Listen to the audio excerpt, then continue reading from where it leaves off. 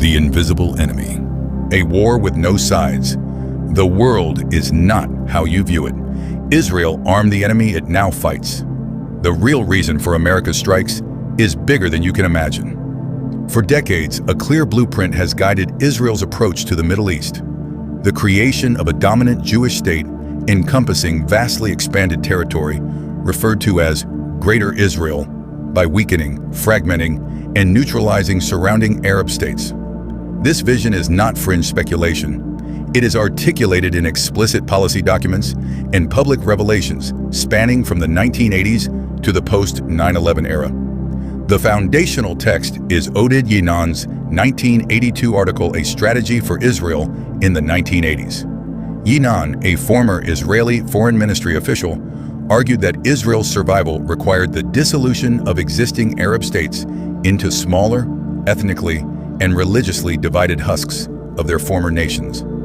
He described Egypt as a corpse to be dismembered, Jordan as ripe for Palestinian takeover, Iraq as a prime target for internal religious and tribal fragmentation, for fomenting division and hostility among Shiite, Sunni, and Kurdish groups, Syria as vulnerable to ethnic breakup, and Lebanon already in chaos as a model to be followed.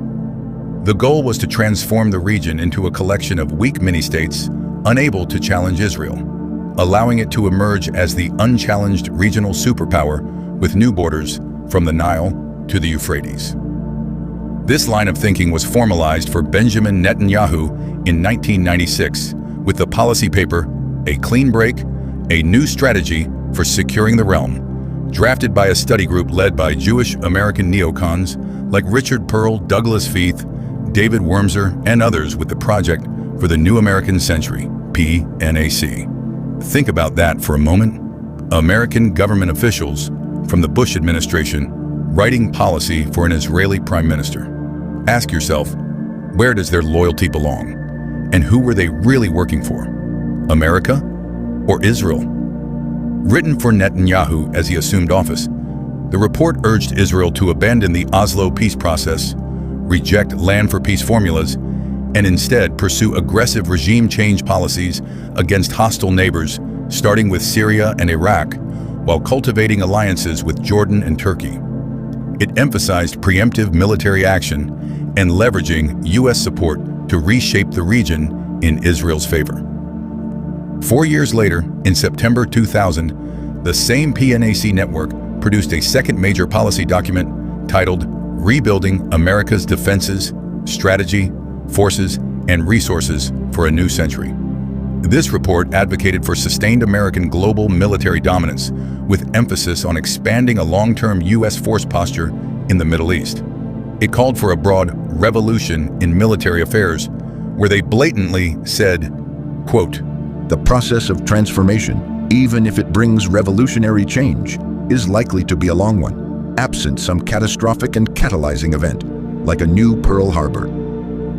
Take a moment to consider the chronology here. Both of these foundational papers, the 1996 A Clean Break Strategy, written directly for Netanyahu, and the 2000 Rebuilding America's Defenses report, were produced before the attacks of September 11th.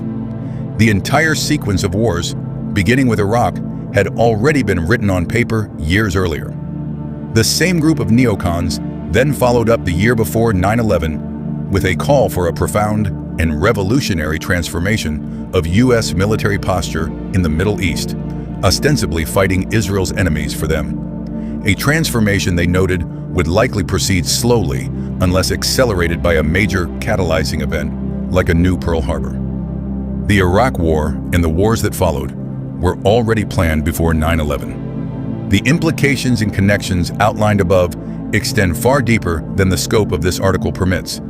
But if you wish to pursue the thread further, take some time to examine the documented activities and circumstances surrounding urban moving systems, the dancing Israelis, and the family history of Michael Chertoff, who set them free. The most public revelation came from retired U.S. General Wesley Clark in 2007. Clark recounted being shown a classified Pentagon memo shortly after 9/11 outlining plans to take out 7 countries in 5 years: Iraq, Syria, Lebanon, Libya, Somalia, Sudan, and finishing it off with Iran. The sequence closely mirrored the Yinan and clean break frameworks. Dismantle Arab/Muslim states one by one, culminating in Iran as the final obstacle to unchallenged Israeli dominance in the Middle East. Despite this aggressive roadmap, Israel has a documented history of arming or indirectly supporting terrorist groups and adversaries it publicly condemns. It is well known the CIA and MI6 orchestrated the coup that overthrew democratically elected Prime Minister Mohammad Mossadegh, who had nationalized the country's oil industry and consolidated absolute power into the hands of the Shah. The Shah then became one of Israel's primary oil suppliers, while entering a 50-50 joint venture with Israel in the Eilat-Ashkelon trans-Israeli pipeline. He also maintained discreet Israeli military and intelligence ties, with Mossad helping to establish and train Iran's Savak secret police. After decades in power, the Shah publicly criticized the influence of the Jewish lobby in the US with Mike Wallace on 60 Minutes, and his usefulness had run its course. He was overthrown just 3 years later. How convenient. After the Islamic Revolution, Israel nationalized Iran's 50% stake in the Eilat-Ashkelon pipeline company, taking 100% of the profits ever since. Just 1 year after the 1979 Islamic Revolution, even before the Iran-Contra affair, Israel heavily armed Iran, supplying them with weapons during the Iran-Iraq War, with the stated justification to prevent an Iraqi victory that could threaten Israel. Israel has also tolerated, funded, or armed terrorist groups like the Muslim Brotherhood, ISIS factions, Mujahideen networks linked to Al-Qaeda, and even Hamas, initially cultivated as a counterweight to secular PLO. Always with a stated justification, of course. These actions follow a classic divide and rule pattern. Arm one enemy to weaken another, then manage the resulting chaos. Adding even more layers to this apparent contradiction is the Obama-era Iran nuclear deal, formerly known as the Joint Comprehensive Plan of Action, JCPOA, finalized in 2015. Under the deal, Iran was permitted to retain its uranium enrichment program and infrastructure, including the ability to stockpile and import hundreds of tons of natural uranium while the agreement was in force. The deal included explicit sunset clauses that began expiring after 10 to 15 years, meaning many of the most restrictive limits on centrifuge numbers, enrichment levels, capped at 3.67% for the duration, and stockpile sizes would automatically lift, allowing Iran to legally resume advanced enrichment and potentially race toward weapons-grade material without violating the agreement. Additionally, the JCPOA delivered massive sanction relief, estimated in the tens to hundreds of billions of dollars over time, freeing up Iranian oil revenues and frozen assets that could be redirected toward any priority the regime chose. Compounding the financial windfall was the 2016 delivery of $1.7 billion in cash, euros, Swiss francs, and other currencies physically stacked on wooden pallets, as a settlement of a pre-1979 arms deal debt. This cash component was explained away because banking sanctions made wire transfers impossible. But Obama literally had the presidential authority to temporarily override sanctions and wire the money directly, which he had already done before. The only reason cash would have been sent instead is because it would be impossible to audit and trace where it ultimately went. Couldn't the funds return in the form of political donations or massive donations to institutes and foundations? This all coincided precisely with the release of American hostages, a mere cover, EU sanction relief, and the implementation of the JCPOA itself. To make matters worse, the Iran deal was kept from Congress and placed at the highest level of classification, meaning a US senator could not review the deal, but other foreign powers could. Top of all this, Iran also received uranium through the Uranium One scandal. Uranium One, a Canadian company with mining rights in the US, was sold to Rosatom, Russia's state-owned atomic energy corporation. The deal required approvals from US agencies under the Obama administration, including the State Department, then led by Hillary Clinton. During the approval process, the Clinton Foundation received donations from individuals and entities linked to Uranium One and Rosatom. All of this happened under the Obama administration. These provisions stand in stark contrast to President Obama's simultaneous record of providing Israel with more military aid than any previous American president, a level of support that continued and was later surpassed under Biden, widely known to be a senile puppet of Obama. Obama is the one who raised annual aid to Israel to $3.8 billion a year. Obama's chief of staff during this period was Rahm Emanuel, the son of a former Irgun fighter, the Irgun being the Zionist paramilitary Jewish terrorist organization active in the 1940s that was later absorbed into the IDF. This creates a profound surface-level contradiction. An administration that publicly positioned itself as restraining Iran's nuclear ambitions through diplomacy was simultaneously empowering Iran with natural uranium access, future breakout pathways via sunset clauses, and billions in sanctions relief and cash, all while extending unprecedented military backing to Israel and placing a direct descendant of Irgun lineage at the center of White House decision-making. The optics of Obama functioning as a pro-Iran asset versus the greatest friend Israel has ever had in terms of aid become difficult to reconcile without a deeper framework, one which considers that public alliances and enmities are largely false theater and really controlled by the same hidden power structure. This framework would see the same hidden hand enabled Iran's nuclear proliferation by laundering it through the Obama administration, which was portrayed as a Muslim Brotherhood-aligned Iran asset, thereby keeping its hands clean. Yet despite all of this Machiavellian scheming, Iran does possess weapons-usable material today. As of the IAEA's last verification, Iran held 440.9 kilograms of uranium enriched up to 60%. At 60%, this is highly enriched uranium, classified by both the IAEA and Department of Energy as direct use for nuclear explosives. Physics modeling shows as little as 40 to 60 kilograms of 60% uranium metal can produce crude implosion designs like Hiroshima's Little Boy. Too big to fit on a missile, but mobile enough that it could be delivered with a storage container. The step to 90% weapons grade is quick. Iran's advanced cascades at Fordow could yield enough for one bomb in under a week and multiple in 1 to 3 weeks, assembling a functional weapon from the existing 60% stockpile, 3 to 8 months. President Trump's Operation Midnight Hammer strikes entombed most of it at Isfahan tunnels. Ongoing Operation Epic Fury targets remnants, but the material remains buried, unmonitored, and in Iranian hands.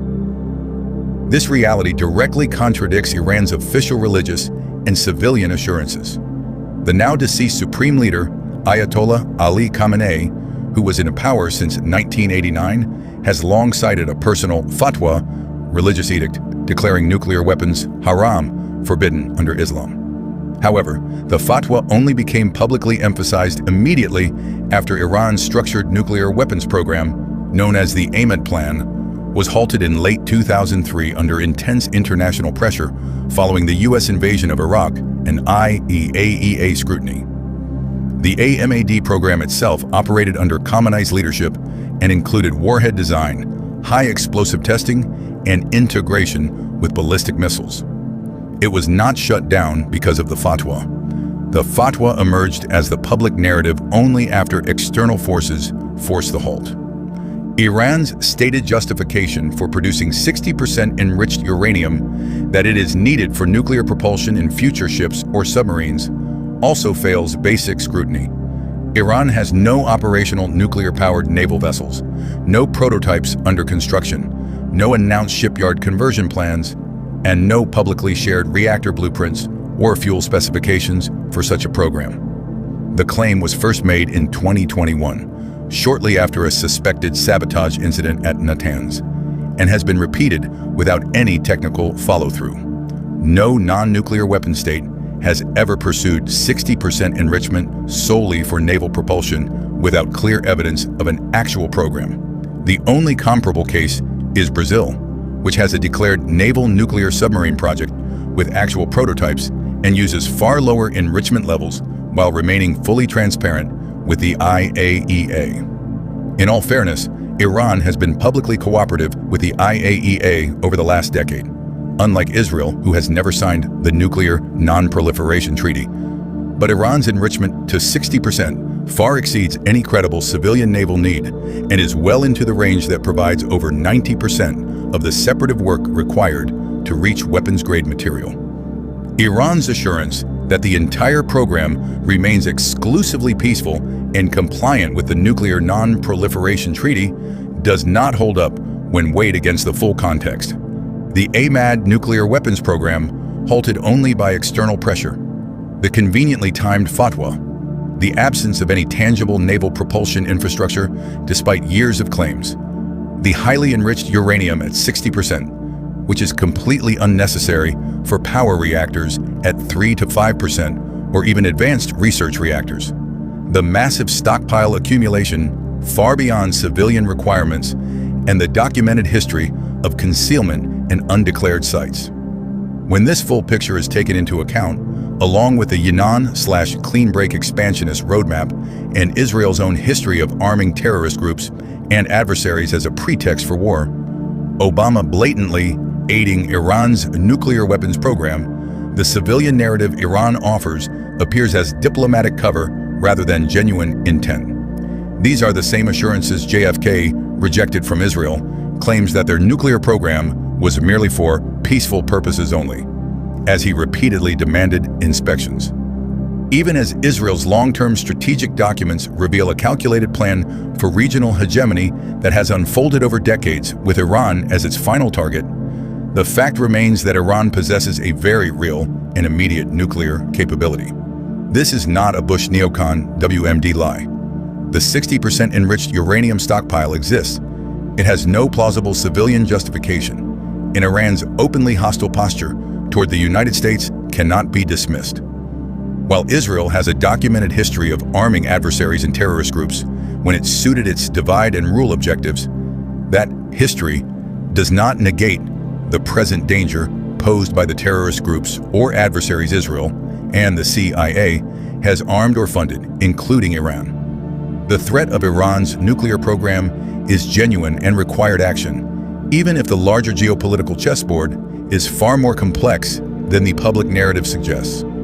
It's almost never what it seems to be on the surface. Making sense of these layered contradictions requires stepping outside conventional surface-level analysis.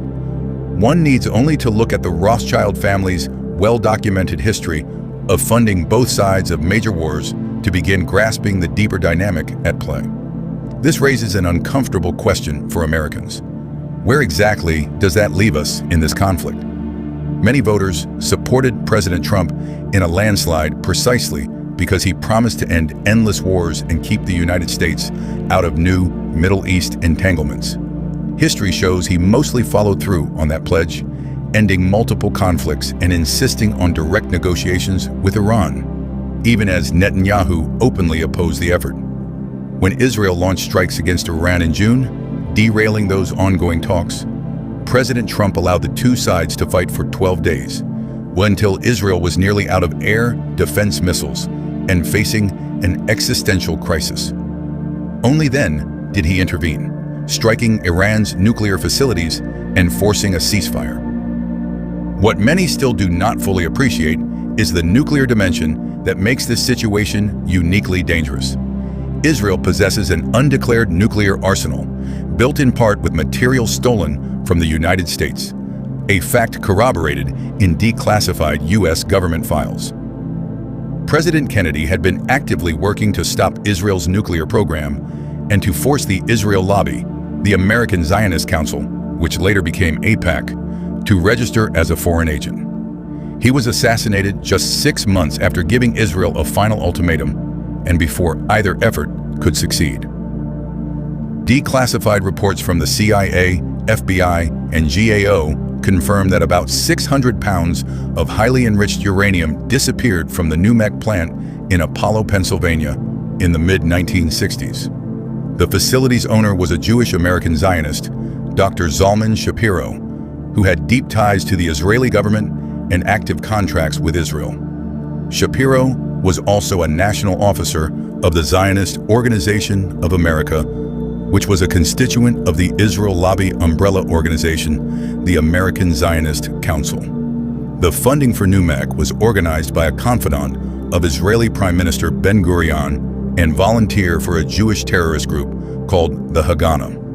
In 1976, CIA Deputy Director Carl Duckett concluded that the missing highly enriched uranium had been diverted to Israel's nuclear weapons program. Visits to NUMEC by Israeli espionage officials, including Rafi Eitan, who later ran the Jonathan Pollard Israeli spy operation, immediately raised red flags. Circumstantial evidence, including soil samples and NUMEC's unusually heavy losses, pointed to theft or diversion. Former Israeli Prime Minister Ariel Sharon later hinted at their underlying protocol when he stated, "We are much more important than Americans think. We can take the Middle East with us whenever we go." A strategic advisory group known as Project Daniel, which counseled Sharon, openly discussed enhancing deterrence through nuclear mutually assured destruction, the doctrine commonly known as the Samson option, which is a term reportedly coined by David Ben-Gurion and other early Israeli leaders.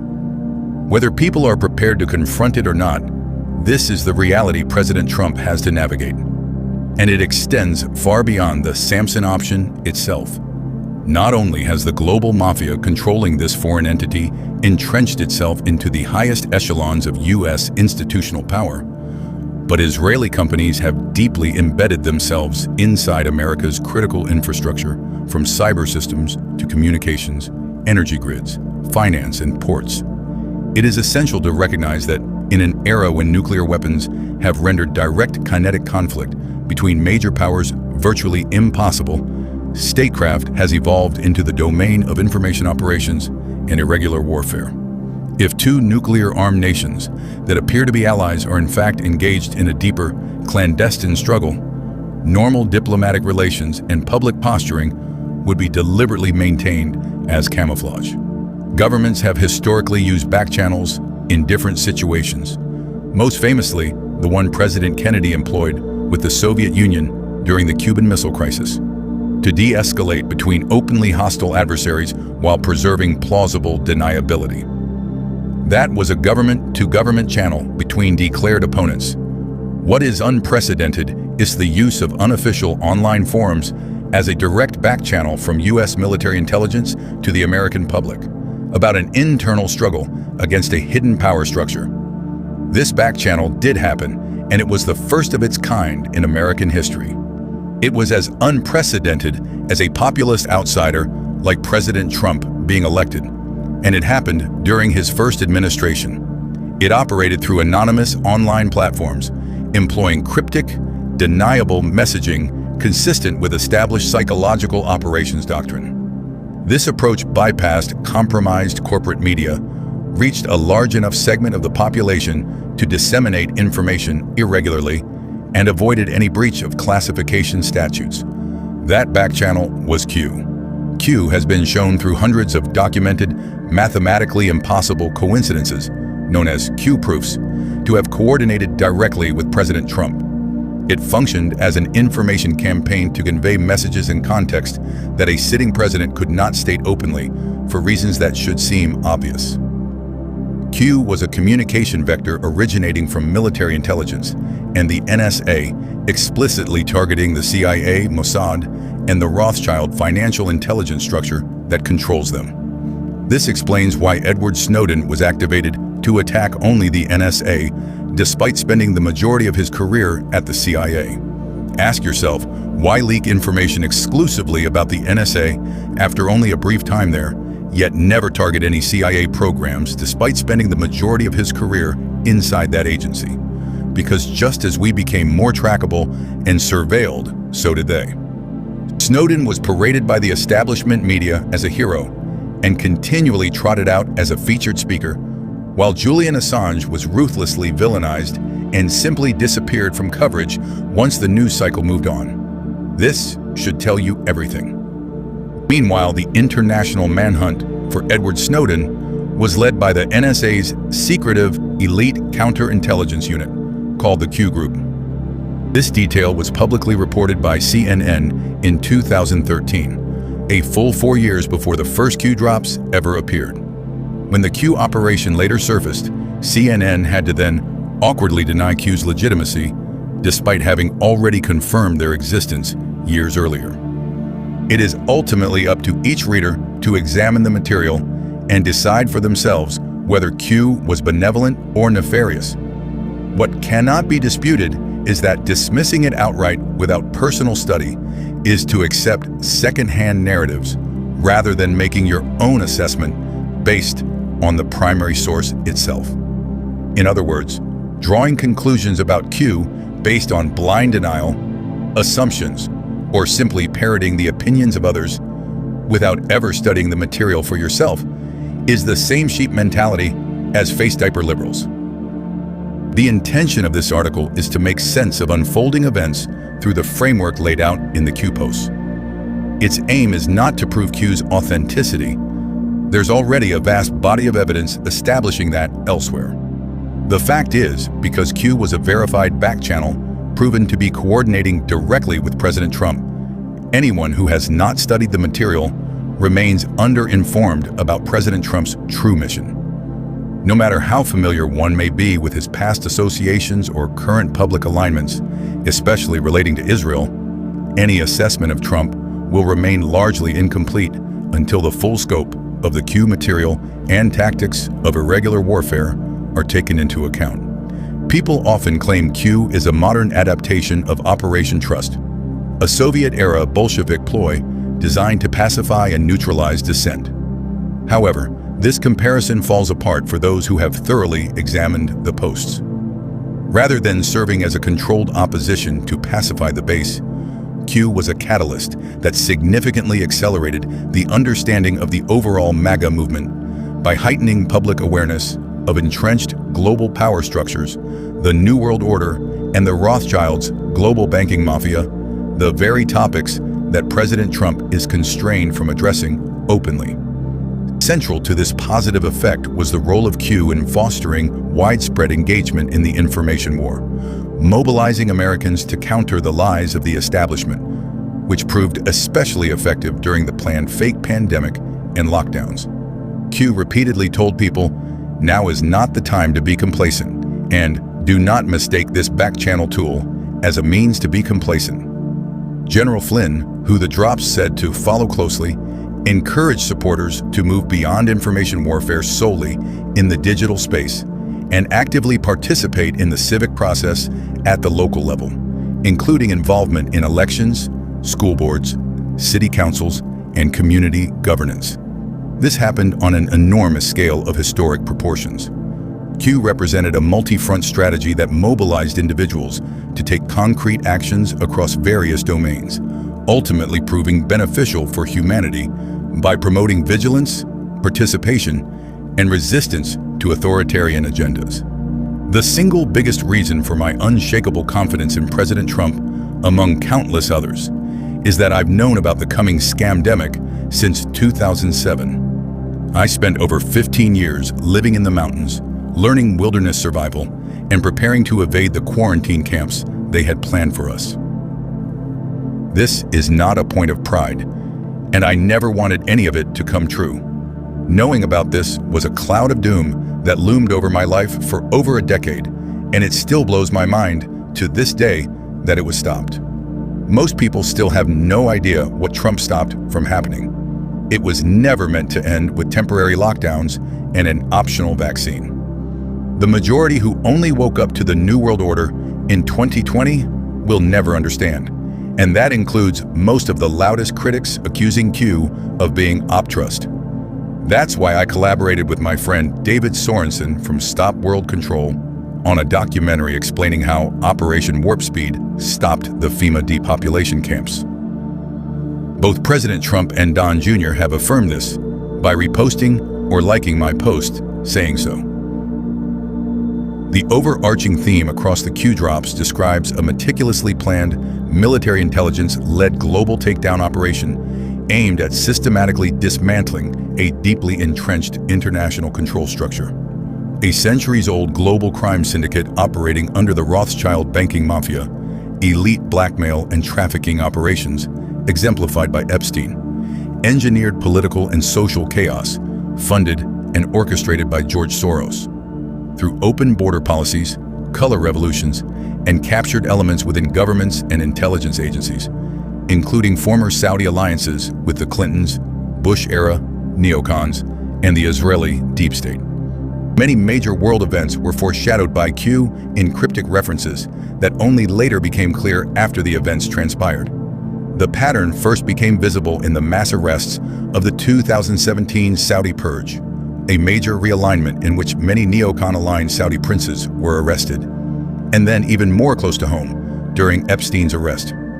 Q referred to this pattern as future proves past, a mechanism that served as ongoing verification for those following the posts that the operation was real, coordinated with President Trump, and unfolding through deliberate, phased actions on the world stage.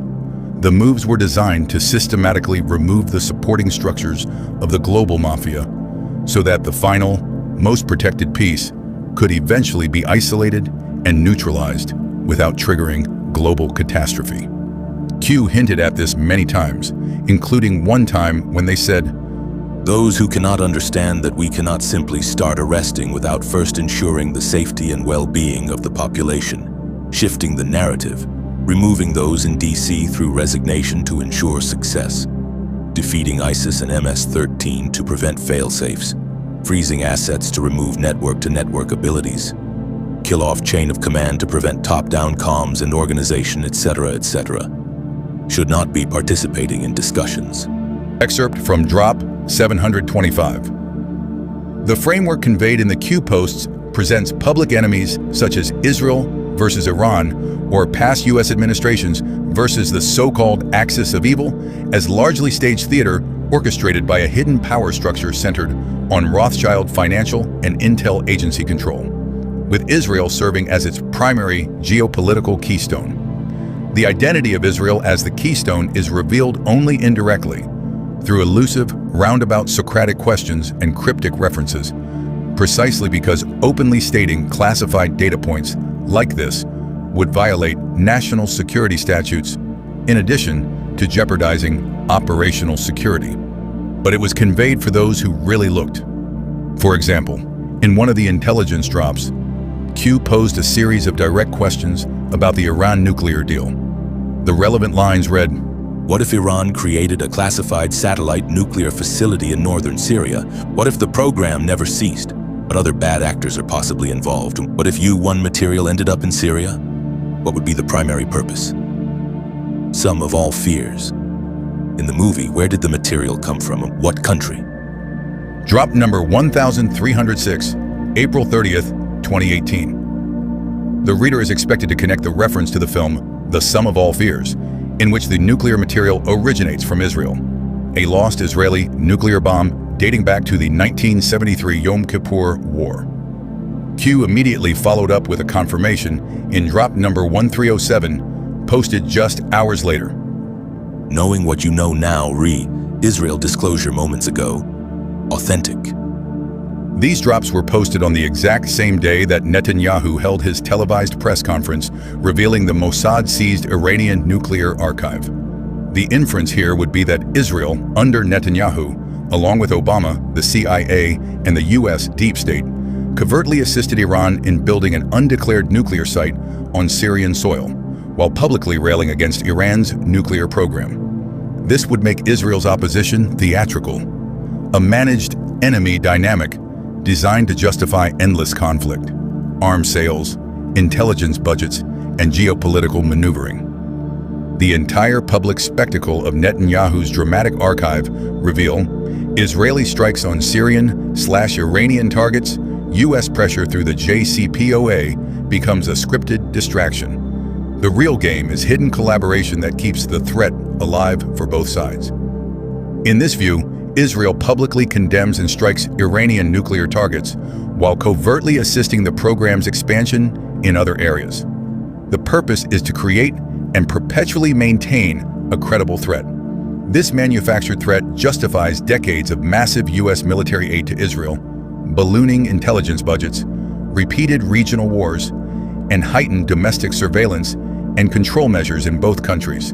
The 60% enriched uranium stockpile, the remnants of the AMAD weapons program, and any hidden satellite sites are not accidents of rogue Iranian ambition. They were deliberately seeded and allowed to develop as part of managed proliferation. The threat must look real enough to sustain the geopolitical justification, but never so real that it escapes control. The apex of the power structure, as described in the Q post, is the Rothschild Mafia. Q referred to the Rothschilds as having worldwide government control. The Rothschilds notably had a central role in establishing the modern state of Israel, including historical influence over both sides of the Balfour Declaration, through banking leverage in the City of London, exerted on both British and Zionist sides of the deal, and even direct funding of Israel's Supreme Court building, complete with overt all-seeing eye symbolism. The Rothschild dynasty also had operational control of the Epstein blackmail and intelligence network. Epstein himself told associates, "I represent the Rothschilds," and his web intertwined with senior Israeli officials, Mossad, adjacent figures, and Iran-Contra arms brokers, such as Adnan Khashoggi, operating in the same network. Q exposed the Epstein operation years in depth before it entered mainstream awareness, referencing his private island temple before most people even knew there was a temple, and specifically mentioned underground torture facilities beneath it, a detail that was later corroborated in declassified Epstein files. History shows that, despite early interactions with him, President Trump publicly criticized Epstein and his island as early as 2015, well before the story gained widespread attention. Court documents prove Trump banned Epstein from Mar-a-Lago years before his arrest, called the police about Epstein, and was the only person to enthusiastically help the victim's prosecutor without needing to be deposed. More importantly, Epstein was arrested during Trump's administration, along with Ghislaine Maxwell and other high-profile figures associated with these networks, like Jean-Luc Brunel, Peter Nygard, NXNI-VM Network, Claire Bronfman, Keith Raniere, Allison Mack, etc. Trump's public reluctance to release the full Epstein files can be understood as a deliberate form of reverse psychology, a modern application of the Streisand effect designed to generate intense media scrutiny and force the story into the open on the media's own airtime. Trump has employed this tactic for years, baiting outlets into covering stories they would otherwise avoid. The same networks that had shielded Epstein for decades and dismissed any suggestion of a global trafficking ring connected to the highest levels of power were compelled to provide wall-to-wall coverage, believing they could weaponize the story against Trump. By appearing to resist disclosure, the narrative received far greater attention than a standard release ever would have. The result has been significant. Even Trump's harshest critics on the left are now openly discussing Pizzagate, and it has become a well-established and widely accepted fact that Epstein operated as an asset of Israeli intelligence on behalf of the Rothschild financial structure that was instrumental in the founding of Israel itself. What was once dismissed as an anti-Semitic conspiracy theory can no longer be waved away. This development is especially noteworthy given the unique status Q has assigned to Israel in the operational sequence. In the only direct reference to Israel prior to the drops discussed above, Q stated, "We are saving Israel for last." Very specific reason not mentioned a single time. Q employed a chess metaphor to delineate the phases of the operation. The king is not captured until every supporting pawn, knight, bishop, and rook has been removed from the board. In this framework, Israel and the Rothschild axis behind it functions as the king, the final piece that can only be isolated once the entire supporting structure has been dismantled. Also notable in that post is the question, do emotions affect critical thinking? Add, how do you set the stage board Republic opinion optics? These lines are telling. Criticism of Israeli government policy has long triggered intense emotional reactions and accusations of anti-Semitism, making rational discussion nearly impossible. This dynamic is compounded by the Rothschild Commission's Schofield Bible, which reshaped Christian scripture to portray the modern state of Israel as the fulfillment of biblical prophecy, giving rise to an entirely new religion, Christian Zionism and dispensationalism. Such deeply embedded religious and cultural programming can override logic, which is why shifting public perception on this issue must be handled with extreme care. We already know Israel's nuclear Samson option makes it a uniquely dangerous actor. Dealing with public opinion presents an entirely separate challenge. The last 10 years, and the lockdown era in particular, have shown how resistant people can be to information that contradicts long-held beliefs. Opinions about Israel are fused with religious conviction and decades of cultural conditioning, making them among the most difficult to reframe. Israel has historically been shielded from criticism through aggressively enforced narratives, allowing its government to operate with impunity in the shadows. This is likely why Q stated, "They are being forced into the light for all to see." It is no accident that the events of the last 3 years have produced the widest disenchantment with the state of Israel in modern history. The blatant stand-down order on October 7th and Israel's murderous campaign in Gaza was so extreme that it shook even some of the most ardent supporters from their unconditional loyalty. At the same time, cutting off U.S. military aid to a nuclear-armed state with a mutually assured destruction doctrine carries catastrophic risks. Tragically, it wasn't possible to simply cut funding, even during the Gaza massacres, without risking serious global catastrophe. Yet President Trump was ultimately able to finally force a tentative ceasefire in Gaza once again against Netanyahu's wishes while laying the foundations for a Palestinian state. Trump's overt pro-Israel stance can be recognized as a pragmatic political necessity even within the Q-drop's framework of portraying Israel as the king saved for last in a global takedown operation. This is not to suggest President Trump does not support the ordinary Israeli people or regular non-supremacist Jewish people, as people are not their corrupt governments and religious institutions. Despite Q's emphasis on methodical isolation of this final target to avoid catastrophic fallout, Trump's public alignment serves as essential cover and leverage in the real-world U.S. political landscape. A core reason is the composition of his voter base, evangelicals and Protestants, who comprise a significant majority of Republican supporters, estimated at 60 to 70% in recent polls, hold the deep-rooted, unconditional support for Israel mentioned earlier. Alienating this demographic by distancing from Israeli government leaders could fracture his coalition, erode turnout in key swing states, and undermine grassroots funding and activism critical for elections and policy pushes. Additionally, Trump requires as much cooperation as possible from the Republican side of an occupied Congress. This is vital for advancing domestic priorities such as immigration reforms, eliminating voter fraud, tax cuts, judicial appointments, etc. Without their buy-in, votes on these issues would stall, as seen in historical precedents, even against Trump himself with Russiagate and the CIA spying on him. Furthermore, diplomacy with nuclear-armed nations is just the reality of the world. This echoes Q's warnings about emotions clouding judgment, understanding warfare tactics, strategy, and the need for flawless optics until the final battle.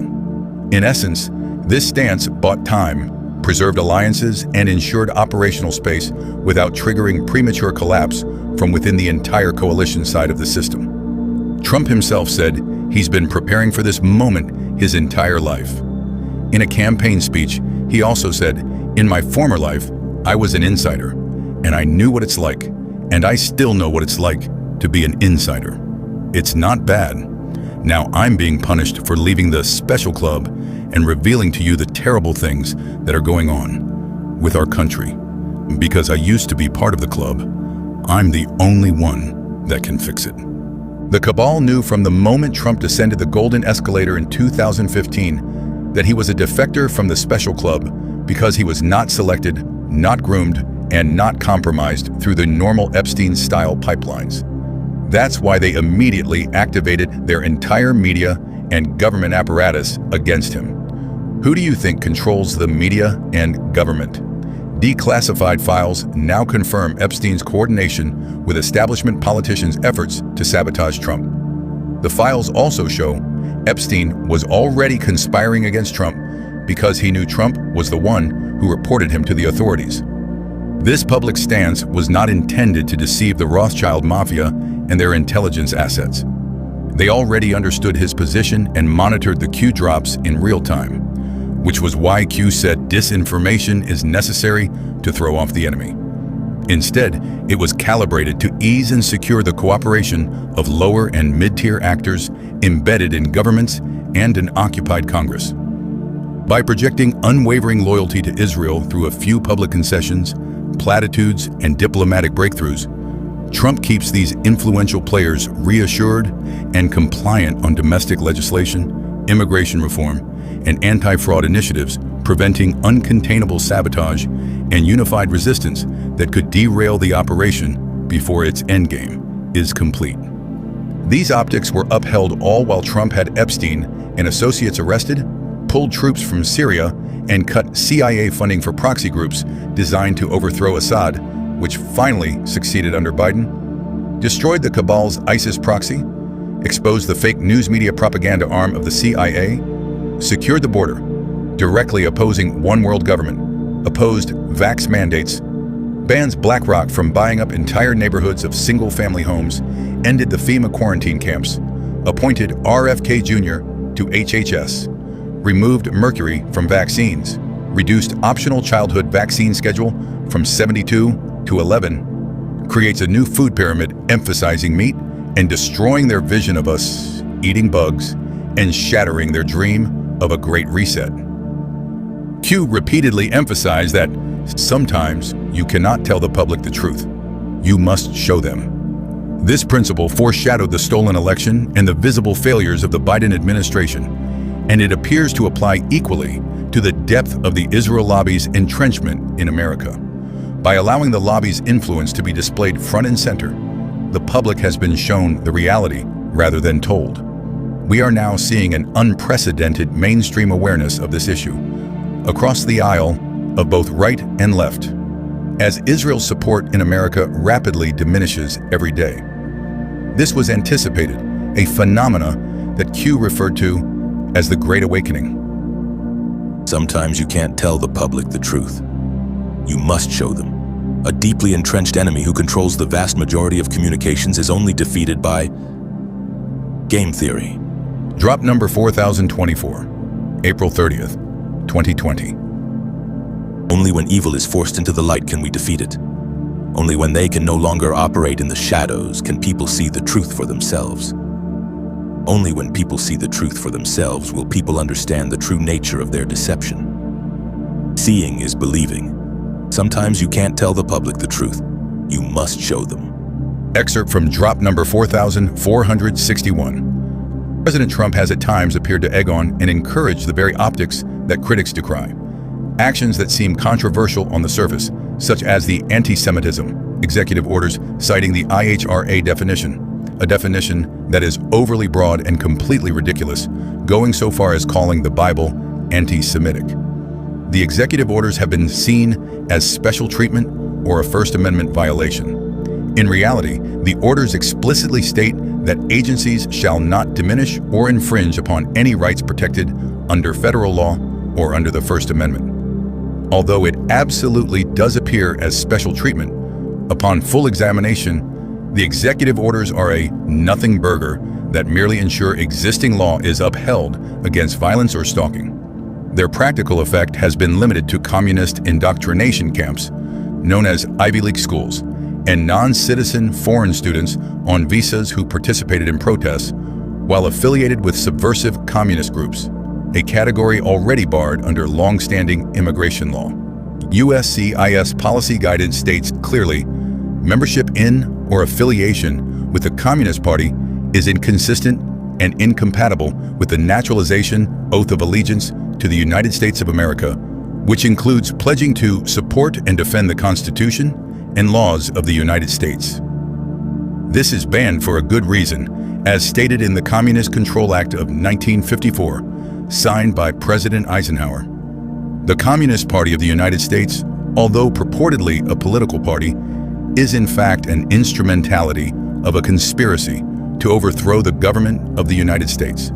It constitutes an authoritarian dictatorship within a republic, demanding for itself the rights and privileges accorded to political parties, but denying to all others the liberties guaranteed by the Constitution. Furthermore, hosting visas for people who may also harbor resentment against the United States is clearly a national security risk, no matter how much one may agree with some of their opinions on Israel. These deportations were a win-win. By drawing intense media focus to these measures, Trump has spotlighted the very influence he is accused of protecting, forcing a broader conversation about foreign lobbying power in American politics. After Q said, "We are saving Israel for last," the line "very specific reason not mentioned a single time" stands out sharply when read alongside a drop that came before. USA versus necessary to cut strings from foreign bad actors, necessary to form worldwide alliances to defeat. The opponent is notably not mentioned. Instead, we stare at a glaring blank line that only later becomes clear. It refers to the one not mentioned a single time. That unnamed opponent is Israel, the final chess piece on the board in this global game of risk. The idea of worldwide alliances was already seen in the realignment of Saudi Arabia following the 2017 purge. It was one of the first major Q proofs, as the drops had foreshadowed this event beforehand. This reality was also recently reinforced by President Trump's declaration of Saudi Arabia as a major non-NATO ally and the largest arms deal in history. A massive shift in regional power dynamics away from emphasis on Israel. Adding to these worldwide alliances, North Korea's strings were cut early after Saudi Arabia, with Kim Jong-un moving from controlled actor to direct negotiating partner with Trump. Q stated very early on, in drop 29, NK is not being run by Kim, he's an actor in the play. Who is the director? The truth would sound so outrageous most Americans would riot, revolt, reject, etc. Later, after Trump departed from his tour in Asia, Q made it clear that strings were cut when they said, "Thank you, Kim. Deal made. Clowns out. Strings cut. We took control. Iran, next. Q." Consider the enormity of a country like North Korea, widely seen as an enemy, now realigned with President Trump's worldwide alliance. This is a paradigm-shattering reversal from normal public perception. Q's phrase "Iran next" in this drop marks the next major piece on the board to have strings cut. Months later, on the same day that President Trump withdrew from the Obama-era Iran nuclear deal, Q declared, "Today, evil lost control and leverage of Iran. Today, POTUS took control of Iran. Today, with pending sanctions and military actions, POTUS will gain more ammunition and intel against them." The phrase "evil lost control of Iran" directly identifies the global power structure that once controlled Iran. The capitalized "them" implies POTUS will gain ammunition/intel against Iran's controllers, not merely the regime itself. Q continued to repeat "Iran next" because the operation is multi-phased. Early on, before this, Q asked in drop 140, "What if China, Russia, and others are coordinating with POTUS to eliminate the New World Order?" This stands in stark contrast with mainstream understanding, yet anyone who followed the Q drops understands that China and Russia have aligned as covert allies. President Trump often signals this reality, even openly stating recently that he is coordinating with Xi and Putin on worldwide nuclear disarmament. Should they succeed, it would essentially mean defusing the Samson option, fulfilling JFK's mission to stop Israel from having nuclear weapons and stopping worldwide proliferation. As Q stated, RIP JFK, we will succeed. This leaves us with a critical question remaining in drop 140. Who are the others in the line? China, Russia, and others? We already know Saudi Arabia and North Korea are in the fold. Yet China and Russia notoriously have a strong financial and military alliance with Iran, creating an apparent paradox. In recent years, they have armed Iran to the teeth with advanced artillery and technology amidst its war with Israel, even as Iran called for a worldwide alliance against Israel. What are we to make of these developments within the framework given to us by Q? Was Netanyahu baited into his own hubris to attack a heavily armed Iran, no longer under the safe control of its former handlers, while the US strikes nuclear threat and Iranian regime hardliners? Was Russia and China supplying Iran with just enough arms and intelligence to erode Israel's conventional posture, while the United States simultaneously dismantles Iran's remaining nuclear threat? The public continues to perceive US and Israel versus Iran, but according to Q, the real underlying coordination operates among the alliance partners. The conflict unfolds across multiple fronts, with no clear public sides, deliberately leveraging one compromised adversary against the other to exhaust cabal proxies and advance the endgame without risking uncontrolled nuclear escalation. I am not comfortable speculating on those dynamics further amid active war and the tragic loss of American service members. So these remain open questions for each of us to reflect on privately. Trump had initially removed Israel's pretext to drag us into war with Iran the first time by entombing Iran's nuclear material in Operation Midnight Hammer. Israel once again struck Iran in the middle of President Trump's ongoing negotiations, derailing the process yet again. We've heard conflicting reports from Secretary of State and President Trump himself regarding who forced whose hand. U.S. military positioning around Iran during those talks may have served as both a failsafe against proliferation and a means to contain Israeli aggression. Trump has openly stated his desire to secure Iran's oil, yet Israel bombed a refinery, poisoning civilian areas with toxic debris and directly sabotaging those plans. Contrast that with the U.S. strike on Karg Island, where Trump ensured the oil facilities remained untouched. The moral compasses at play could not be more different. Tragically, a girls' school was bombed, but it was in fact directly across from an IRGC base. The video evidence of a U.S. Tomahawk missile striking a nearby base shows the school had already been hit, so there is still no conclusive proof it was the U.S. We've seen these same actions for years from Israel in Gaza. Did Israel do this too? The DOW says the incident is still under investigation. We are left with an enemy on both sides of the conflict, a nuclear-armed state that must be contained, steered, and kept complacent, and a hostile proxy whose nuclear wildcard must be eliminated first. The truth is, none of us know what is going on, and we aren't meant to. We are all just trying to see through the fog of war. Q made clear that less than 10 have the full picture and only 3 are non-military.